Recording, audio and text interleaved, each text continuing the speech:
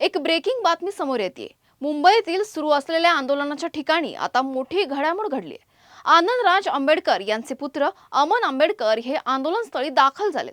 त्यांच्या उपस्थितीमुळे आंदोलनाला अधिक राजकीय वजन प्राप्त झाल्याचं पाहायला मिळतंय।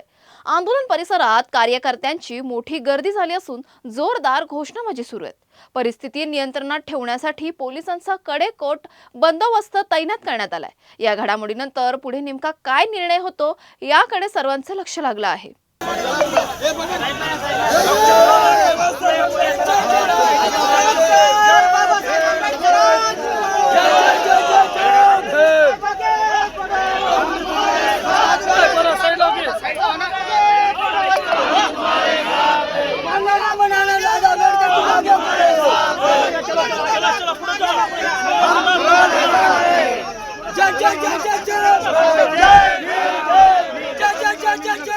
अशाच महत्त्वाच्या बातम्या बघण्यासाठी पाहत राहा आवाज इंडिया मराठी, शोध सत्याचा।